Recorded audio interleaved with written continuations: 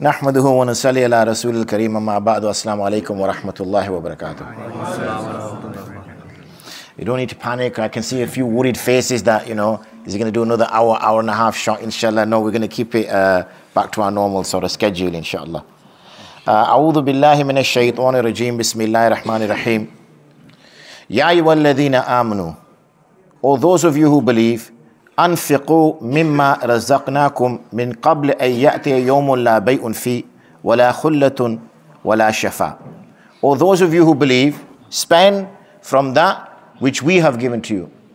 Meaning, this wealth, this body, the children, whatever that you've got, whatever you consider to be your assets, these have been given to us by Allah subhanahu wa ta'ala, in order to draw close to Him, in order to do business with Him, in order to trade with Him, in order to engage with Him.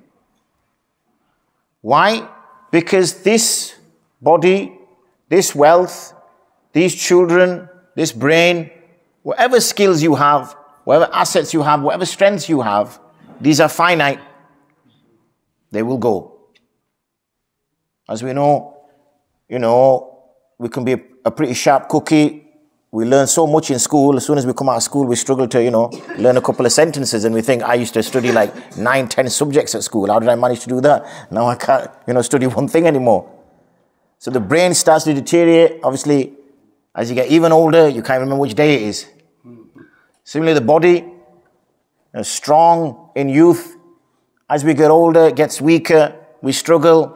The chairs start filling the masjid. Can't make sajda, can't make ruku. So we lose that body strength. So in that way, once we develop this strength, once we develop this ability, once we have capacity to earn, once we have influence, wherever we are, and we get into a position of influence, where we can influence others, and as we get older, we start thinking of leaving a legacy. Leaving a legacy. Because whilst we're growing up, we don't necessarily think about legacy too much. Well, as you get to sort of 40s and 50s, the mortality syndrome kicks in. You start thinking about death more. When you're 20, you never even think about death. Some of our youngsters will drive in such a way, live in a certain lifestyle, that death is the last thing on their mind, as though death is frightened of them.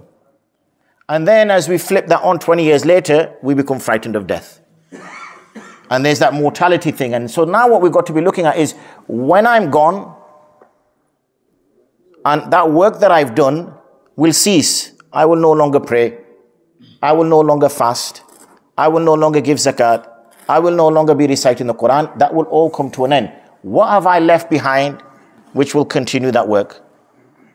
So alhamdulillah, we know whether a person teaches a good word, whether a person plays a part in an institute which exists after he is gone, all these things will be continuing to come back, and he will continue to reap the rewards of that. Why? Because there will come a day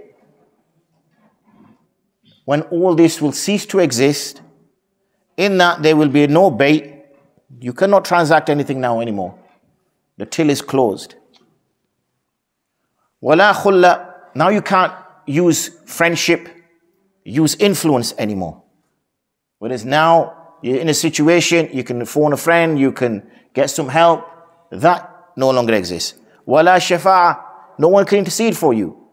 So if you want to influence a person in particular in position of power, you might know somebody that they know. So you say, look, put a good word in for me. Let them know I'm all right, I'm a good worker, whatever the decision that we want in our favor, trying to get our child into a madrasa, whatever it is, we will use our influence. All that will cease. So we are being instructed that whilst you've still got breath, whilst you've still got life, whilst you're still alive, then these assets are going to go from you anyway. This very body that you cherish will be the food of the worms. The very money in your pocket, the cards, the bank accounts, there'll be people splitting that up. Your own clothes out of your wardrobe, people will be splitting up. Either sending them to a charity shop or deciding what they're going to do with them. Even the money in your pocket that you hung your trousers up that also will be distributed. So what you took pride in is no longer even your possession anymore. So that was supposed to be used to invest for your sake, because now someone else is spending it. So you worked hard all your life, made sacrifices, missed salah, did not, go for Hajj, did not take the holidays, did not go for Umrah, kept saving, and then the angel of death comes and all that is now gone. وَالْكَافِرُونَ هُمُ الظَّالِمُونَ Allahu la ilaha illahu. This ayah, that very famous ayah, according to some is considered as one of the most powerful ayahs in the Quran itself. Ayatul Kursi. Allah, there is no deity except Him. There is no God except Him. Now we lived in a time where we used to, when I say we humans, used to make their gods. They used to make their gods. The Prophet ﷺ, Anbiya before him, would call towards monotheism, to abandon all other gods, and that this God is not a seen God. This God is not one that you can touch. This God is not one that you can sort of physically engage with in that way. So Shaitan even confused the humans with that, saying, okay, fine, this God is actually inside of you. You are the God. You decide. You decide what is wrong. You decide what is right. You decide what is good. You decide what is bad. Follow your desires in that way. Al-Hayyul Qayyum, the ever-living, the ever-eternal. La ta'khudhuhu sinatu wala nawm. Sina, yani slumber. Like when we're struggling, mashallah, listening to a bayan, and the head's rocking, right? Many of you, mashallah, look at me with closed eyes. So to appease my ego, I think, mashallah, this brother is contemplating the words I'm sharing with him. Alhamdulillah. Little do I know, he's actually fast asleep. And then when he sees me, when he looks at me, he'll nod with approval that, yeah, mashallah, alhamdulillah. Did I get caught? Did I get away with it? We all know who you are. You don't need to put your hand up. But we know that when sleep overtakes us, then we make mistakes. Okay, we make mistakes. When we're tired, we make mistakes. I was just chatting to the chaps downstairs on the dastakhan. You can do without food for quite a while, actually. That's one thing you realize. You can go without water for quite a while. But you go without sleep for a day or 2 days, you stop functioning, your mind is not right, your body temperature's all over, you can make rash decisions, you're tired. But Allah subhanahu wa ta'ala does not require that. He does not slumber. Okay, so He doesn't make mistakes. He doesn't make errors. He has no needs of this nature. وَلَا نَوْمٍ لَهُ مَا فِي السَّمَاوَاتِ وَمَا فِي الْأَرْضِ. Then He shows His dominion, His power, His kingdom. That everything in the heavens and the earth are His. Both in terms of having power over them, and milkiyah, possession, ownership. مَنْ ذَا الَّذِي يَشْفَعُ عِنْدَهُ. Who is that person that will intercede except by His permission? Nobody will be able to come forward and say, oh Allah, let that person off. Oh Allah, forgive that person. Oh Allah, this person, that person. Unless He gives permission. Unless He grants leave. يَعْلَمُ مَا بَيْنَ أَيْدِيهِمْ وَمَا خَلْفَهُمْ. He knows that which is in front of them and what is behind them. Because time itself is a creation of Allah. And the creation of Allah cannot limit the Creator. Time is for us so that we can say, oh, I'll see you tomorrow. What happened yesterday? So that young men can become old men. And there is a passage of time. For Allah subhanahu wa ta'ala, there is no such thing as time. That's why it becomes very difficult for us to understand free will and predestination. Because when we look at free will and predestination, we look at it from our perspective of time. And time is chronological, isn't it? That, does Allah know what I'm going to do tomorrow? If He knows what I'm going to do tomorrow, then am I going to get rewarded for it? Because if He put it in my predestination, why am I getting rewarded for it? Because it was already predestined for me. But if it wasn't predestined for me, did I choose to do that? What if I didn't do that? And then we start getting caught in this little, go down that rabbit hole, and we get confused. That's because we are looking at that on a chronological time framework. Allah does not work on that framework. And therefore we ascribe those same limitations that we face to Allah. We cannot ascribe those same limitations to Allah. He is the creator. لا يحيطون بشيء من علمه إلا بما شاء. There is nothing, okay, which encompasses him of his ilm except what he wills, meaning that Allah will only allow you to know of him what he chooses for you to know of him. So in reality, when we say, do we know Allah? Can we ever know Allah? Do we have the capacity to know Allah?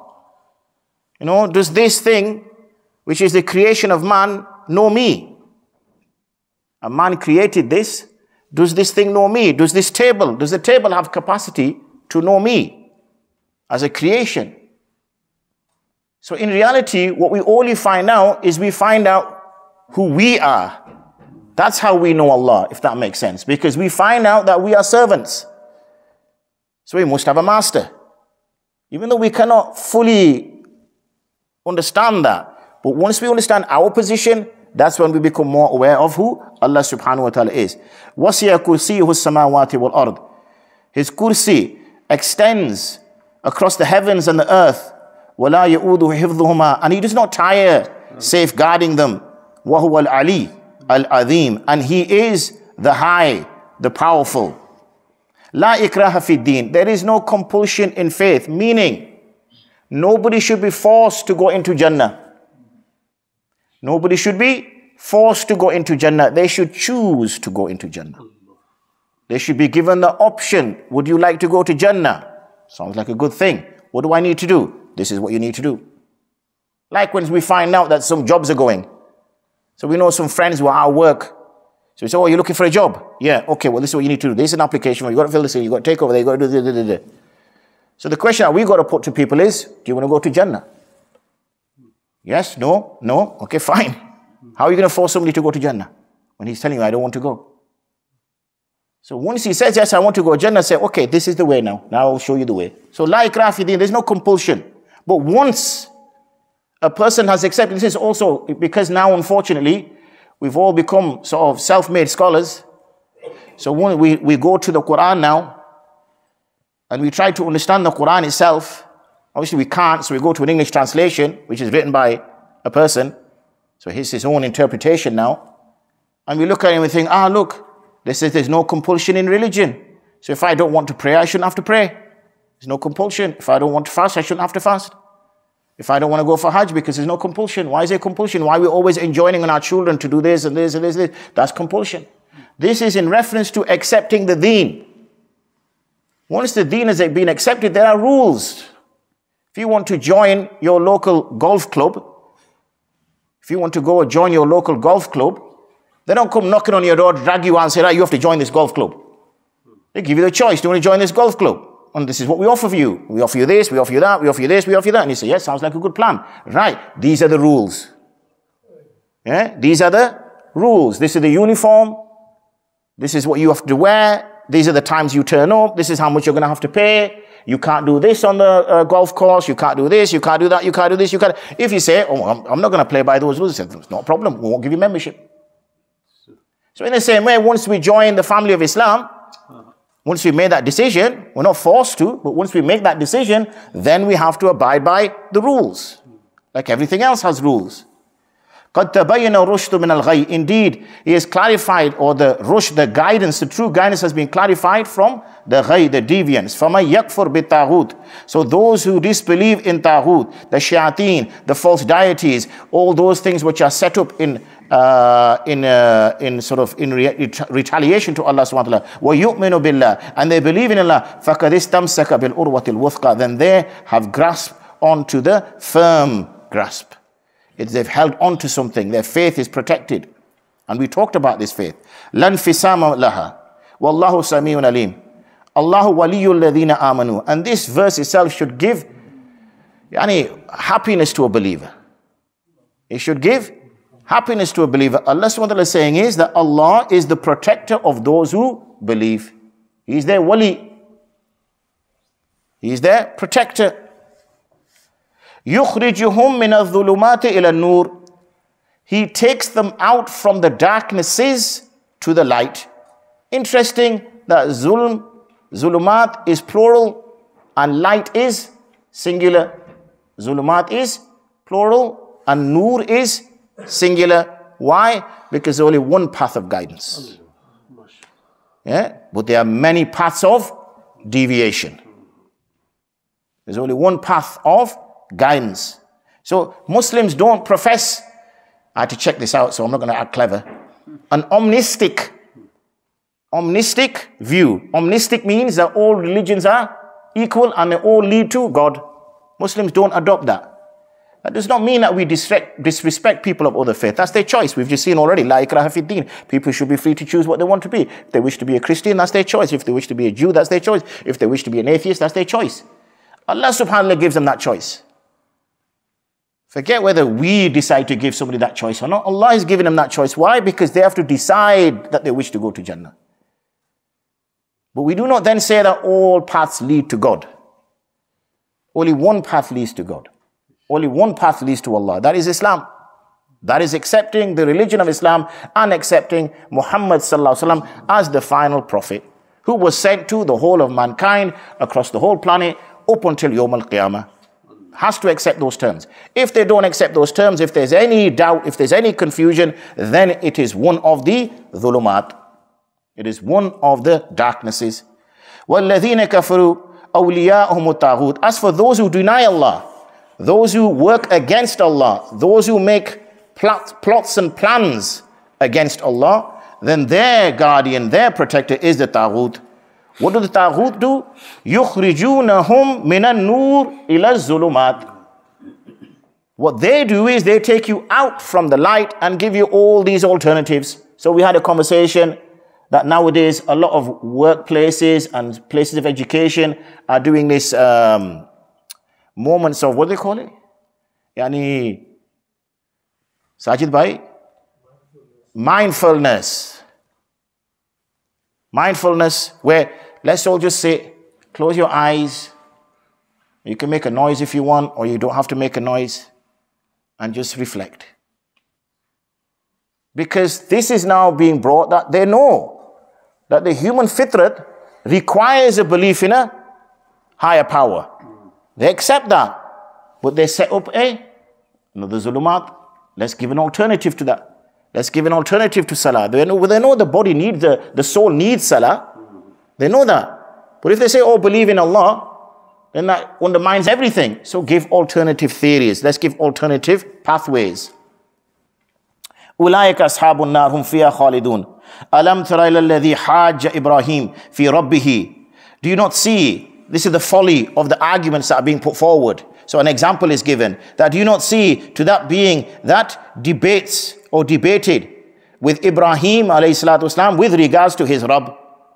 That an atahu Allahul mulk, that Allah subhanahu wa ta'ala given him great power, great kingdom, great dominion, Nimrud obviously. إذ قال Ibrahim, when Ibrahim alayhi salatu wasalam said, Rabbi alladhi yuhyi wa yumit. So he's saying, what is this God that you are referring to? Who is this God? Who is this God other than me? So Ibrahim explains. He says that being that gives life and that gives death. So this is the arrogance, you see. When arrogance is there, instead of hearing it and trying to reflect over what was said and contemplating over it, arrogance will naturally get defensive. When a person is arrogant, he will naturally get defensive. And when he gets defensive, he will just retort. So he says, oh, I give life and I give death. So two people who are on death row, one person he has executed, the other person he lets go free. There you go, I've proved it. I also give life and death. Qal Ibrahim Islam responds. That he understands, okay, this is the level of this person's argument. So he says, فَإِنَّ اللَّهَ يَأْتِ بِالشَّمْسِ مِنَ الْمَشْرِقِ. Allah subhanahu wa ta'ala always brings the sun to rise from the east. فَأْتِ بِهَا مِنَ الْمَغْرِبِ. Okay, prove that you are equal to God and bring the sun from the west. Obviously now he's snookered, isn't he, as they say. فَبُهِتَ الَّذِي كَفَرَ. So now he's speechless. He has no argument in response to this. So what happens then when a person who's arrogant and can't respond gets violent? Now you have to shut that person up. Now you have to kill that person, which is what they try to do next. وَاللَّهُ لَا يَهْدِ الْقَوْمَ الظَّالِمِينَ. Allah does not guide the zulm people. أَوْ كَالَّذِي مَرَّ عَلَى قَرْيَةٍ. Or like that person who is traveling by a qarya, a city, and this is Al-Quds, yani Jerusalem. وَهِيَ خَاوِيَةٌ عَلَىٰ أُرُوشِهَا, and it was tumbled down on its roof. And this was after Nebuchadnezzar had come and laid a siege and destroyed Al-Quds. And this is Uzair alayhi salatu wasalam, who's going past at that time. And he sees that it's all destroyed, all broken, smashed to pieces. So he just, out of curiosity, says, قَالْ أَنَّا يُحْيِي هَذِي اللَّهُ بَعْدَ مَوْتِهَا. This complete city, nobody lives here anymore. It's desolate, it's empty, everybody's moved away. How is their life going to return to this place? فَأَمَاتَهُ اللَّهُ مِئَةَ عَامٍ. So Allah SWT gives him death for 100 years. ثُمَّ بَعَثَهُ, and then he resurrects him. قَالَ كَمْ لَبِثَّ. Then he's asked, how long do you think you've been dead for?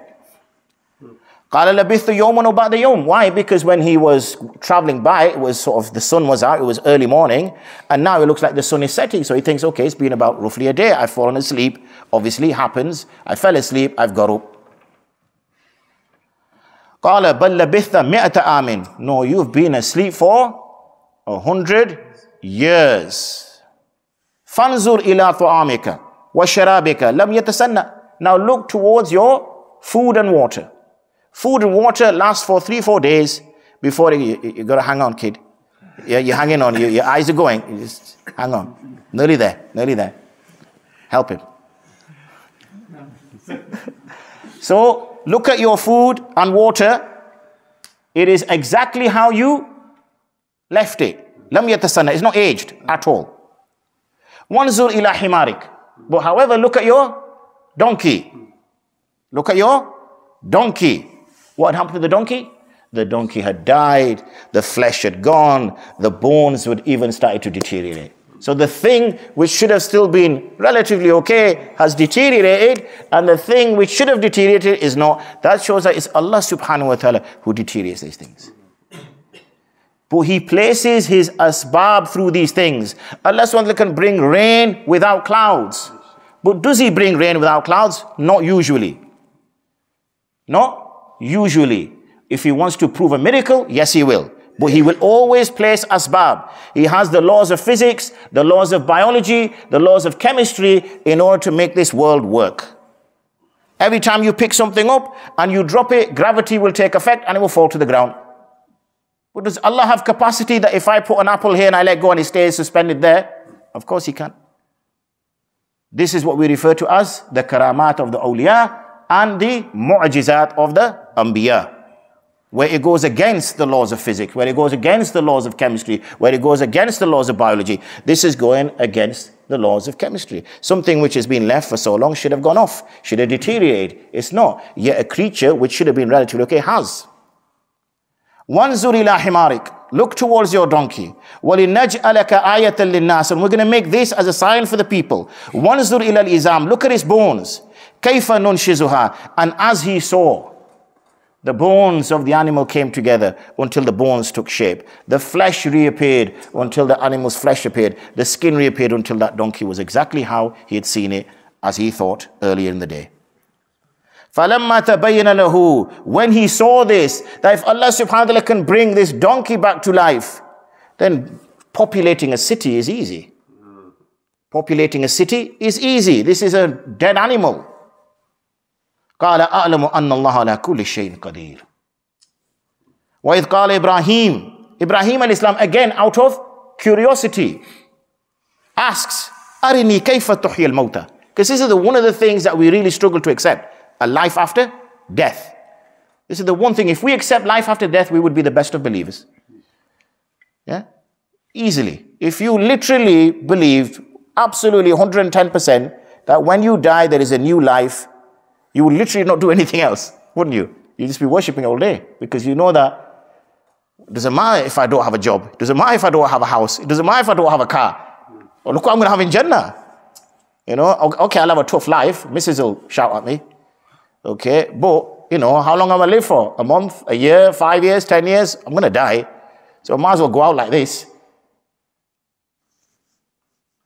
So he says, وَإِذْ قَالَ إِبْرَاهِيمُ رَبِّ أَرِنِي كَيْفَ تُحْيِي الْمَوْتَى. How do you give life to the dead? So Allah responds, He says, أَوَلَمْ تُؤْمِنْ. قَالَ أَوَلَمْ تُؤْمِنْ. Don't you believe? قال بلى, no, of course I believe. ولكن, however, ليطمئن قلبي, I want to give the extra level of contentment to my heart. قال فخذ أربعة من الطير, so take 4 different types of birds. فصرهن, tame them so that they can come and sit in your hand. Tame them so that they come and sit in your hand, that they feel comfortable around you, they're not frightened around you. ثم اجعل على كل جبل منه جزءا ثم ادعهن يأتينك سعيا. Then slaughter them, all 4 of them. Chop the birds up, mix it all up. Then take these and put them on top of those 4 mountains, 4 hills that are around you, and you stand in the middle with the heads of the birds in your hand. Now call them. Now call them. So he calls them. As he does, the birds' flesh all fly up over the mountains and then shing, shing, shing, shing, shing, shing, shing, shing. Obviously, I don't know if those sound effects are there, those are mine. And the bird forms fully above each mountain. Then they all come and lift their heads out of his hand, and they're now full alive again. What is Allah going to continue trying to demonstrate to us? The life after death. The life after death. If he can give us life when we were nothing. Yeah, when we were nothing. We all know copy and paste is easy. We've all done it. Yeah. All those who got caught for plagiarism. Yeah, don't put your hand up, we know who you are. Yeah. It's the original artwork or the original text or the original writing that is admirable, because you think, wow, this is beautiful. But for you to take it, change a few words, change and to but, and a few things like that, and then resubmit it, that was easy. Yeah, that was easy. You know, they say Pakistanis are very good at what? Not necessarily being creative, but copying everything that everyone else does. Yeah. So if you got Nike, then you got bike. Yeah. If you got Puma, then you got Boomer. Yeah. Might be slightly different, cheaper. But how quickly, within a short space of time, there will be an equivalent version available within a day or two.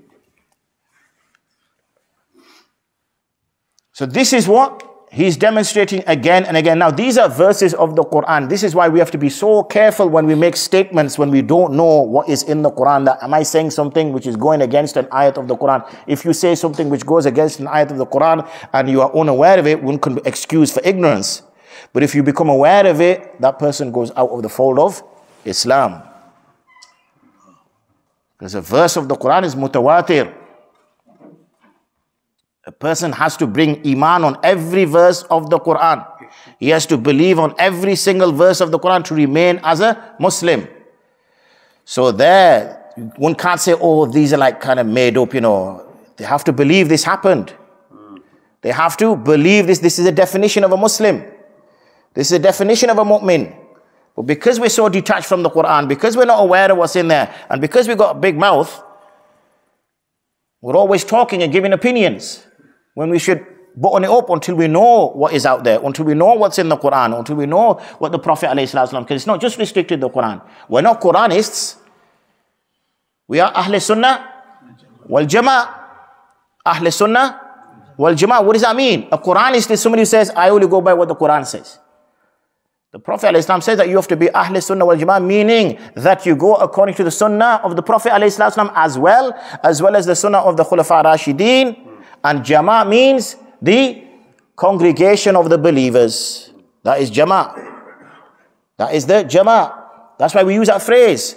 Some obviously use that phrase a lot more than others, but we all use that phrase. Wa'alam anna Allah azizun hakim. We'll stop there inshallah because I know it's close to bedtime. Wa akhiru da'wana and alhamdulillahi rabbil alameen. Assalamu alaikum wa rahmatullahi wa barakatuh.